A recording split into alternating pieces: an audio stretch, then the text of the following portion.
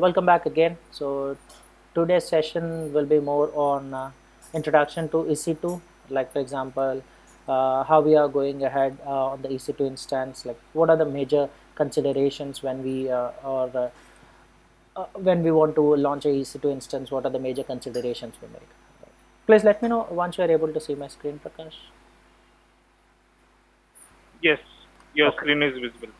Okay, so today's agenda is like we'll be having an introduction to EC2, like what is an EC2 and what are the different types of purchasing options, what are the different types of EC2 compute types, and some EBS volumes, and we'll start launching an instance, but we will give a deep dive in EC2 instance, like its attributes like auto scaling groups, load balancers, EBS volumes, snapshots, and also capacity Mm. reservations and all. We'll just take in a EC2 deep dive class where we'll be setting up an auto scaling group and doing that all.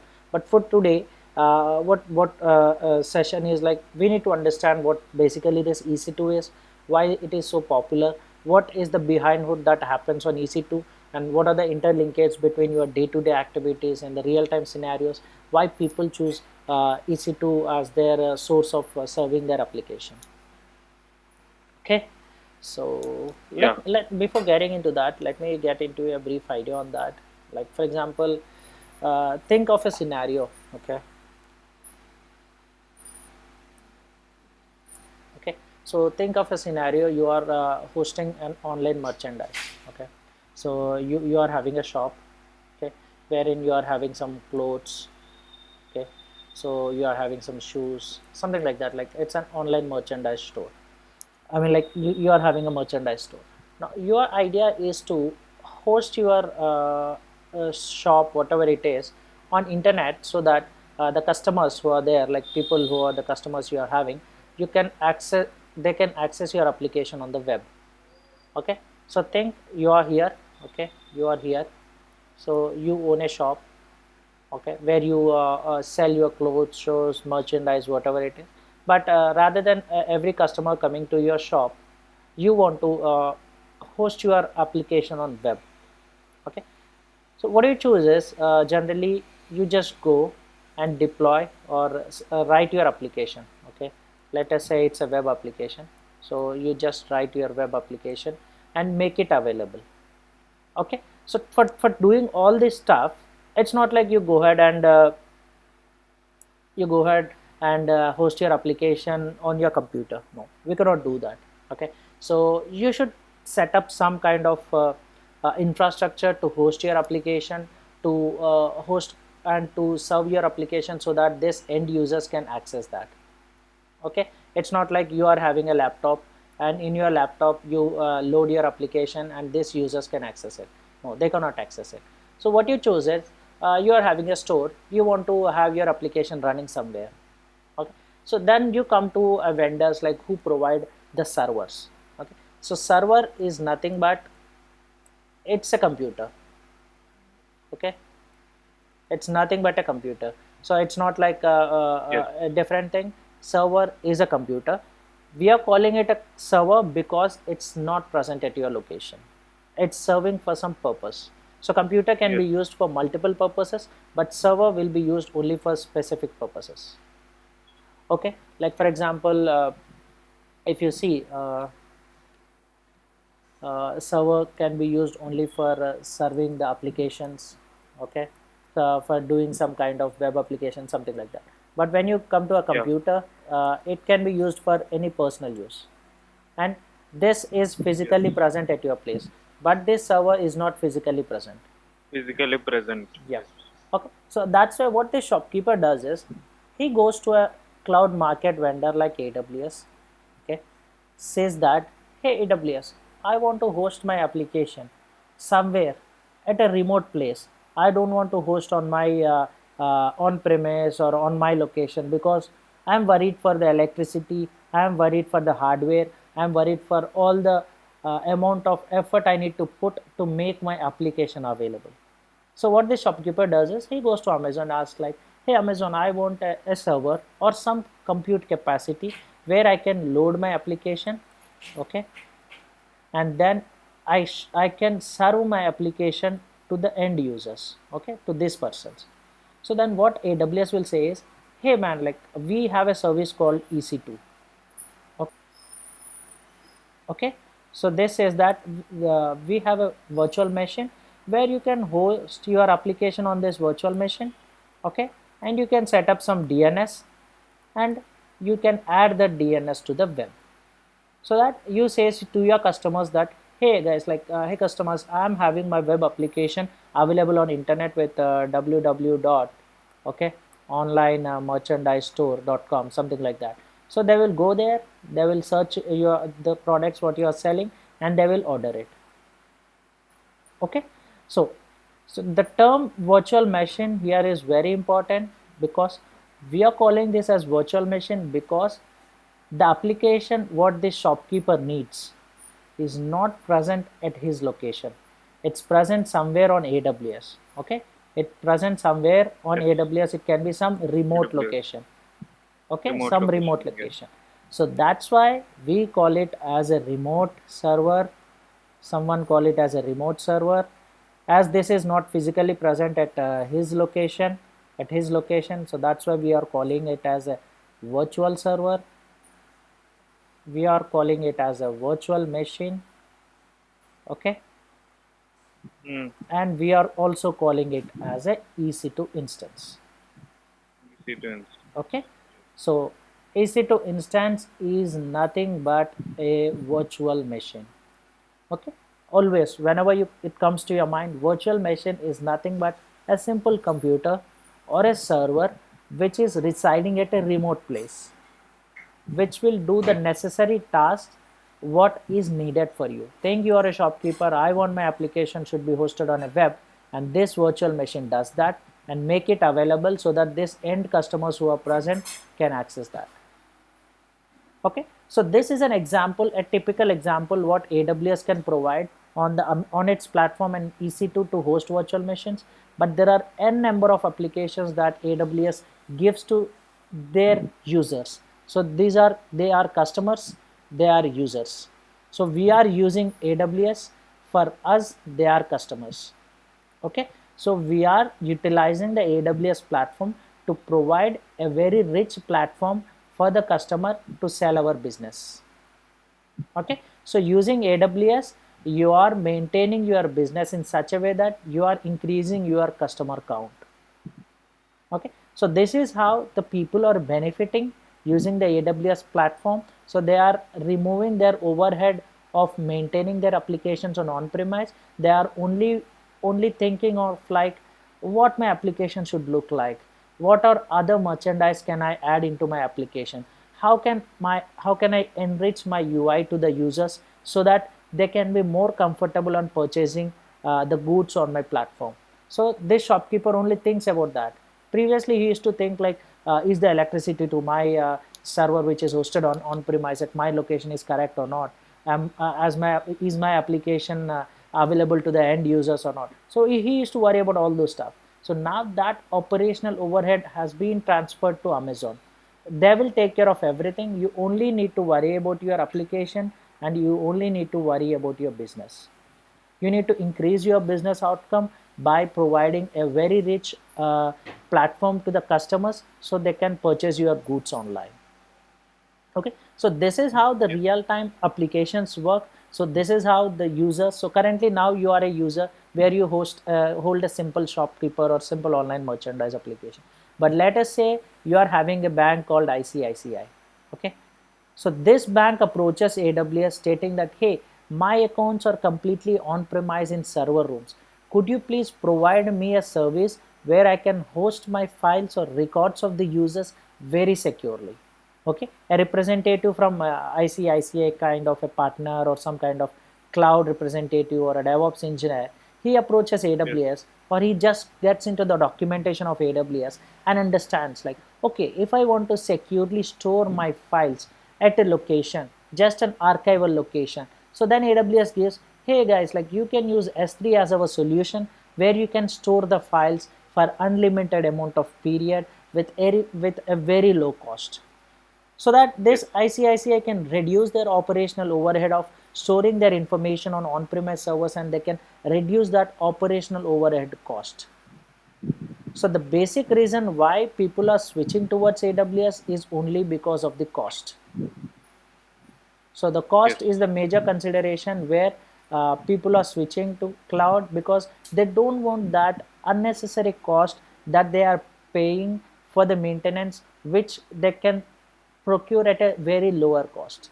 Okay, not only AWS, we have GCP, we have Azure. Everyone provides the similar services, but the market at current market, AWS leading the platform because it has wide range of varieties. It's not that Azure and GCP is not leading, but they are also leading. But in some cases, AWS comes came into the picture quite before, and their services are more mature, and a lot of people are using that.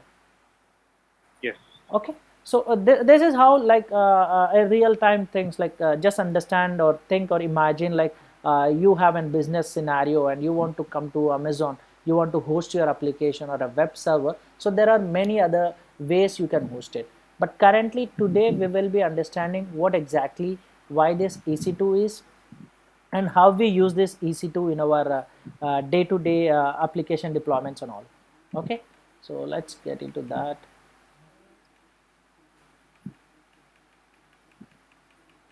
Okay, so let us say what is an EC2. So as we discussed, so EC2 is nothing but a virtual machine. Okay, Mm. so whenever you are taking a virtual machine, so first considerations you need to have is like what is the operating system you want to use. Either it's a Linux or Windows Or or Windows or Mac Mac. OS, something like that, correct? So in the Yes. similar fashion, you should also understand what is the type. So whenever we say the instance type, physically it's Yes. nothing but we are speaking about RAM. Whenever you Mm. purchase a Yeah. computer, what you generally see is like what is my operating system, what is my RAM capacity, Operating with and what is RAM, my hard ROM. disk. Okay. Yes. uh, Hard disk. Yes. yep. So this RAM is nothing but in EC2 terminology or on AWS terminology, they say it as an instance type. Okay, so you need to understand, okay, my application works on Linux operating system and my application needs a 4 GB RAM. Okay, and also my application needs, we call here it's as a volume, a hard disk. So my let us say it's as a HDD. So a hard disk, I want to have a 50 GB of volume to run my application. So these are the three major things that you need to understand when you are selecting an EC2 instance. Okay, what is the operating system, Yes. what is the instance type, and how much volume do you need. So you can answer these questions only when you understand what is your application. Okay, what is your application, you can understand, okay, my application needs this much amount of RAM, my application needs this much amount of volume. So that's how you can understand like how much amount of volume or the instance type do you need. Okay, so for Yes. the basic understanding of EC2 for now, you can understand like these three terminologies should be utilized, and this is what we see in the demonstration of launching a simple EC2 instance on the AWS console. So we haven't logged into the console yet, but we will log in today and we will launch a very basic EC2 instance and see what are the topics, what are the types that we are providing to it. Okay, like what is the OS we are giving, what is the instance type we are giving, and what is the volume. Okay, so any queries, Prakash, on this? You're clear? Clear on this. Okay, very good. Yeah. Understood. Let me switch to the topic. Okay, so this is all we discussed on Amazon EC2. So all the topics which I am discussing, the content which I am explaining and all, it's completely direct from the Amazon.com. So I don't follow any kind of third-party websites or third-party understanding. So I always get into Amazon.com websites and I get the right content from there and provide you the updated information when you are coming into the class.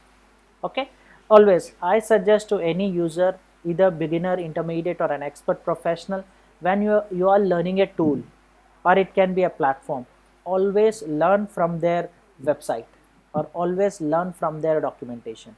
So if you are okay, so we will be also understanding what all the multiple EC2 purchasing options, because whenever you want to procure an EC2 instance, or whenever you want to launch an EC2 instance, you need to understand what are the different pricings available for it. Okay, so let us say you are going to buy, or you are going to buy a particular gadget or something. You need to understand what's a plan for it. Okay, either if you are taking a mobile broadband connection, you need to understand, if you are taking for a month, the charge will be different. If you are taking for a year, the charge will be different. If you are taking for 5 years, the charge will be different. So in the similar fashion, AWS also gives you charges based on the amount of time you are going to hold your instance on Amazon. For example, if you only want to pay with for amount of time you want to use it, so we call that as a on demand instances. Okay, which says that you will pay on the demand of, like, pay as you go model. Okay, you will pay by the second, for instance, that you launch, and till it get terminates you will pay for it. And savings plans and reserved instances, or something like different plans where you reserve your particular instance, or you will make a commitment that, okay, I will launch my instance for I will make an instance for 1 to 3 years, so that give me a discount. Okay, that's how you make it. And reserved instances is also one of that kind, so you will reserve your instances for a duration of time, and you will get a discount for that. And spot instances are nothing but the instances where these instances will be provided by AWS to certain workloads, where you are not bothered whether the instance will die or whether instance will terminate without your notice. Okay, so there might be some hardware provided by Amazon, or available at Amazon at a cheaper cost. So Amazon will be giving that to the users to leverage for different kinds of workloads. For example, if you are doing any analytical processing, if you are doing any kind of workload, some mathematical calculations, some huge analysis or something which you never bothered whether it's completely successful or not, but you don't want to use the high compute capacities, I mean to say high on demand costs and all, which you're never bothered, like even though if the instance dies, I'm not worried much about it. So those particular kind of workloads, we go for the spot instances. Okay, and dedicated hosts and dedicated instances are nothing but, in dedicated host you physically book a host, like for example a dedicated virtual machine and dedicated CPU core physically at a particular place, stating that whenever my particular users launch any instance, you need to launch only in that particular host. Okay, and dedicated instances is nothing but, your instance will be dedicated, placed at a particular tenant or a particular location. Whenever you launch an instance, it always launch in that particular location. Okay, so the difference between this is, dedicated host is nothing but a physical hardware will be there at single location, and you are going to host it for you, and you are going to, whenever you launch an instance, that at that place your instance will be placed. Okay, including all the hardwares, VMs and software licenses and all. Okay, because this will reduce cost, because they need not to hold the capacity for the users whether they will use it or not. Okay, you upfront you are going to say that, hey, I will use it for a certain amount of time, please reserve it for me. So whenever they have that confirmation that you are going to reserve it for some time, so they will reduce the costs.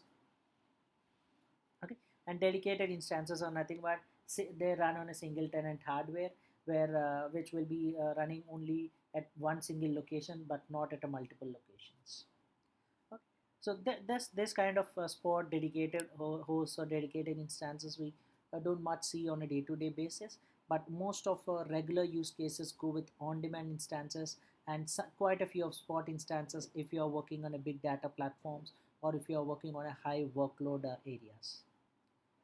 Okay, so we will also see what is a capacity reservation. So capacity reservation is nothing but you're going to reserve a capacity for your EC2 instance in a availability zone or a region for a certain amount of time. Okay, so this also reduce your cost. So these are all the purchasing options, but in our lecture or in our class, in the examples and all, we always use the on-demand instances, because we are not going to make our server available for high duration of time. It only dies for after a certain amount of time. Okay, After a use case or after a practice, it will go and die. Okay, so coming back to the EC2 instance types, so we have seen the purchasing options. Now we are also seeing the EC2 instance types. So instance types are nothing but, as we discussed earlier, instance type is nothing but the selection of your CPU and RAM.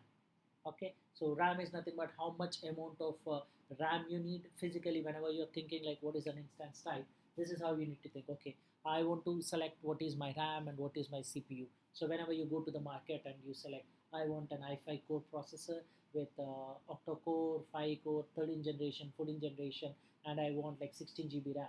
So this is how you select, because I want to learn some tools and some workloads. I want to make some editings, photoshops, graphic designings and all. So based on that, you decide a laptop. In the similar fashion, when someone is setting up a business, they will decide their instance type based on their workload. For example, if it's a general purpose, like a general web server application and a simple database, they will go ahead and choose a general purpose instance type.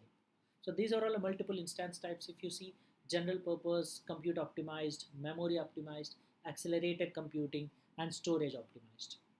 So whenever you come into the general purpose instance types, we majorly go for a general purpose. Almost all most of the use cases, whenever you work in a typical web server applications or a typical database driven applications. But whenever you work in a data integration projects, it's a complete different, like some reporting tools or some kind of data warehousing projects. They generally go into a different kind of instance types, like for example a storage optimized. Okay, if you see data warehousings, whenever you get into a infrastructure or a projects where you deal with Snowflake or you deal with Redshift clusters or you do deal with Postgres and all. So these kind of projects, they need a warehouse or a database with an extensive input output per second, because they are not going to serve any application at with a rich UI or something like that, but they always withstand to a lot of IOPS, which is nothing but input output operations per second. Okay, so based on that, like for example, if you want to use a, intensive apps and DBs, compute intensive, like heavy scientific calculations and all, then you will go for compute optimized. And whenever you want a memory optimized, like for example gaming extreme, because whenever we see a gaming, it should be memory optimized, because whenever you start a game or a session, the gamer will play for minutes to hours to days even. So that particular amount of time, your user data, whatever the player is playing, that should be stored in a memory or nothing but a RAM or a CPU memory at at that location. So at that particular types, whenever the person of that particular business will come and choose this memory optimized types. In the similar fashion for accelerated computing as well, if you are going for ML workloads or graphics or streamings and all, so these types go for the accelerated computing. Okay, so this all this documentations reference, as said earlier, there's all types or whatever the content we get from purchasing options. So they are latestly taken from the Amazon documentation. You can quickly go ahead and click on this link and you can see what are the different types available there. You can give a more deep dive and more use cases on that as well. I'll go an example for EBS volumes. I'll jump into the documentation and show you how that looks like. Okay, as we discussed earlier, so volume types are nothing but your hard disk. Okay, whenever you go and purchase a laptop, you have selected your operating system, you have selected your RAM, you have selected your CPU, processor, and all. So then you will select your hard disk. Okay, so in that hard disk, you will select like what are the different types of volumes, what are the different types of hard disk. I mean, like either it's a solid state, hard disk drive volumes, or previous generation volumes. Okay, so like where in the recent market, you used to see SSD disks. Previously, we used to have normal hard disk, old generation. Now, latest all laptops are coming with a SSD, which is nothing but solid state drives. Those are fast to the memory and fast to CPU. So, in the similar fashion, whenever you are launching your EC2 instance, you also select these type of volumes. Okay, whether it's a solid state or a hard disk drive or a previous generation volumes. So each and every volume has their typical use case why you want to choose that particular volume.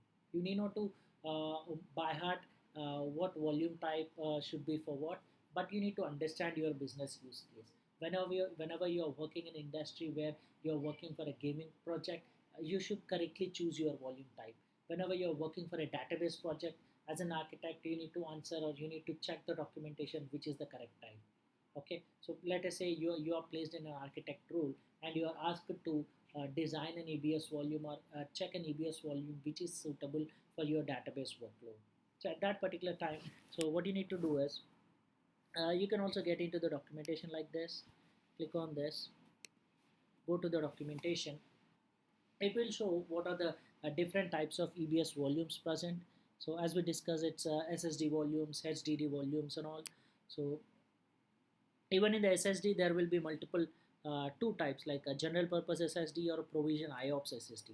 So you can see the use cases like this. What are the different use cases for general purpose SSD?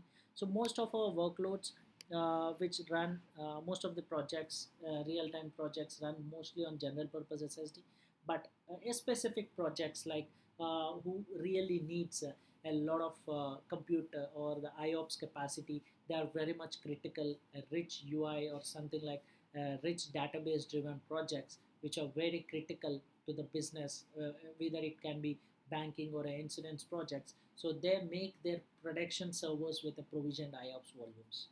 Okay, in the similar fashion you can have also for HDD volumes. So this HDD volumes are best suitable for data warehousing and something like log processing and all. Like for example, if you want to set up a Redshift cluster or if you want to set up a Snowflake data center, so this data warehousing kind of tools use this HDD volumes. Again, this previous generation volumes not to touch much, because even you're not going to get anything out of it, because this already absolute and people are not using it. So it's a older generation type. We generally call it as standard or a magnetic volumes, where the previous generation hard disks you used to get it. If you open a old generation hard disk, you can see a disk which is the magnetic kind of stuff. So that's how a physical hard disk look like. So all these things, so it is nothing but which hard disk you want to select.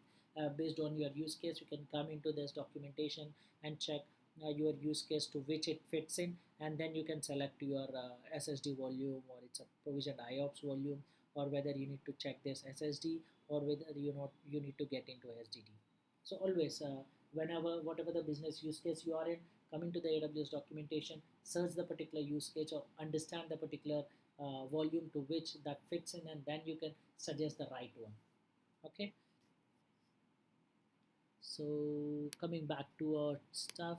So, okay, so now we'll see the demonstration or a basic EC2 instance launch. A very simple EC2 instance. We'll just launch and we'll just connect to it, and we'll just close for today, because later we'll see the deep dive into EC2. We'll understand the different attributes what Amazon is given for EC2, why those are so useful, and why those are so important when you are setting up the infrastructure on EC2. Let's see how to launch a simple EC2 instance by logging into AWS Management Console. AWS Management Console is the place where all the infrastructure of AWS and all the services on AWS will be physically present. I mean, like where you can browse and actually manage it. Let's log into AWS Management Console. Please go to the browser and start typing AWS Management Console and hit enter. So you will see AWS Management Console login URL. You can just click this. After logging into that, as we discussed in earlier video, you could have created your free tier account. You will be having your root username and password for this. Click on sign into the console. Then after signing in the page, it will be asking for your root email address and the password, so that you will be able to log into the Amazon console. So I have my user ID or my root email address already filled in it. I have also password which I have saved it. So I'll directly sign into the console.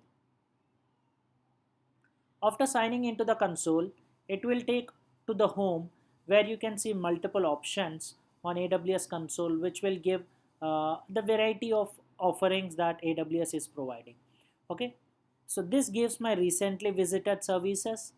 But if you click on the left services, you can see multiple services what Amazon is providing for under each and every aspect. Like for example, if you click on analytics, it will give the multiple analytic services that AWS is providing. If you click on compute, EC2 is which we are currently looking for. We can favorite this so that it will be visible on the bookmark, as if you can directly access it from here. And also if you see on the database, it will provide multiple databases that are available on Amazon. There are multiple technologies under which AWS can provide you the services. So currently we are much interested on compute, so we are seeing this. So if you click on this, you will land into a page where you can launch your first virtual machine on AWS using EC2, so which is nothing but Elastic Compute Cloud. So these are the multiple options that will be present on AWS Management Console. So we will go ahead and find this in detail in our next set of classes when we do a EC2 deep dive. But currently we will try to launch a simple EC2 instance so that this will be utilized in the next classes for introduction to Linux, because on this particular server which we have launched using AWS on this EC2, we will learn some basic Linux commands which are much useful for a DevOps engineer in their day-to-day activities. Okay, on the right you can see two options. One is the name of the user, the account ID, and this information. So you can just get into this and see what is the account, organization and all. So this we will see in detail when we come into the IAM class. But this is very important, which says like in which region you are, and there are so many regions under which AWS is hosting their infrastructure. So whatever the region you select, at that particular region your instance will be created. For all the testings or all the use cases, I mean like for learning purpose for our classes we'll be using North Virginia. So let's select North Virginia and we quickly go ahead and create the instance. So click on instances on the left, go to launch instances. Okay, so while launching an instance you can give some name, like for example my first EC2 instance. Okay, so then you can select the application and operating system. So I'll be selecting Amazon Linux for now, so which is nothing but as we discussed earlier, so I'm choosing Amazon Linux. And you can keep this architecture as default. And instance type as we discussed earlier, so I'm just selecting T2 micro as it is free tier eligible. So there are multiple instance types as we discussed earlier. You can choose based on your use case, and you need to create your key pair so that this will be utilized when you are connecting from your local host. Okay, we will discuss in detail what is a SSH connection and what is a SSH key pair, but understand this key pair is nothing but a similar to username and password pair which will be utilized on your local to connect to remote EC2 machines. So please hit on create new pair and you can give a name like my first key pair. Okay, and just select as is. I'm using Mac OS, so I'll be selecting this .pem, but if you are using Windows you can just select .ppk. So both are same, so you can just select .pem and click hit create pair. Okay, so it will automatically download from my downloads folder. So when I am trying to access, I will be using this. We can see that. So you can leave this network settings to default, which will select the VPCs and security groups and all. But we'll be discussing in detail what are the security groups and why do we need this and what is this VPC section and all in detail when we are doing a deep dive. Okay, and this configure storage is nothing but the volume, to which amount of volume you want. You can increase to how many gigs you want. So but for now I'll be keeping it to 8 as default because I'm not doing any operation on this, I'm just launching it. Okay, so there are much advanced details as well, like purchasing options. If you see, you can request for a spot instance, you can join some domains, you can set some IAM profiles. So all this will discuss in detail when we come to the EC2 deep dive. Okay, so that's all. We can just hit the create launch instance, the button on the top bottom right, and it will start launching the instance, which is nothing but a virtual machine Once this is launched, you will say 100% complete and your instance will be available. Let's wait for a minute. Okay, so my instance is ready. You can click on this. It will take you to a page where you can see your instance is getting ready and it is loading, where you can see what are the different details that is present on this. Okay, you can see my name, my first EC2 instance ID, my instance state is running, and it instance type is T2 micro, and status check is initializing. So we will discuss on the status check at a later point, but to give a brief idea, status check is nothing but according to Amazon whether this is ready to use or not. Okay, it checks some basic initialization checkings from the Amazon side, whether it is ready to available or connected to a right hardware or not. So these all it gives in a status check. Okay, so we can wait for a couple of minutes, so this status check will be successful. But before that, let's get into this instance ID and see what all the other details present under that. If you see, this is an instance ID which is unique across the region, and the public IPv4 address from which we can access our machine, and there is a private v4 address which can be utilized within the Amazon servers or within this particular VPC. Okay, so state is running. So we will discuss different instance states when we are launching multiple instances, when we do an instance deep dive. And this is a public IPv4 DNS which will be utilized along with IPv4 address. You can also use IPv4 DNS for accessing your instance. So this is a hostname type, private IP DNS in the similar fashion. So there are multiple options like VPC ID, instance type. We will also see what is elastic IP address at a later point of time. So these are the same details. You can see the AMI ID, the Amazon Linux which we have utilized, and this is my first key pair which I have selected for launching the instance. So there are multiple options that are present, the details like what are the security groups that you have used, what is the VPC, and how much amount of storage you have taken, and like whether the status checks are executed correctly or not. So, and also some monitoring using some CloudWatch, and what are the tags you have given. So these are all the details that instant gives when you launch it. But let's try to connect to it. So for connecting, if you are the first time, so you can directly hit connect. So there are a couple of ways for connecting it. Either you can use EC2 connect, which directly connects on the browser, or you can use SSH client. But for now, let's see how we can use this SSH client. So it gives a clear instruction like open an SSH client. For me, I've already have my inbuilt terminal. So let me open my terminal. So this is my terminal. So I'm just deactivating my earlier profile. You need not to execute this. Okay, so you got your terminal back. So in the similar fashion, for Mac I have a terminal. For Linux you will be having a Linux terminal. For Windows you will be having cmd prompt, so you can execute such commands on that. So I'm getting like a chmod 400 my first key pair.pem. So this says that I need to change my permissions of my PEM file. So first let me go to my downloads directory where my PEM file is present. So let me check whether my PEM file is there or not. Okay, so my first key PEM file is present, so this command will be executed. Let me copy this command and execute this. Okay, so I have changed my permissions, and let me execute this command. Just paste it. Okay, and hit enter. Okay, so this is connecting to your instance. My bad. I think we need to execute this command. So let me copy this and execute it. Okay, so for the first time, if you are connecting, it asks for a yes or no, whether to connect or not. I'll say yes, and that's it. I think you should be logged into the EC2 instance. If you see the EC2 user IP 172.318.648, if you get into the EC2 console, you can see the private IP address of this named over here. Okay, so whenever you log into the server, you will see the private IP address 172.318.648, 172.318.648 in the similar fashion. Okay, so this is how you are logging into the EC2 machine, but we will see a deep dive.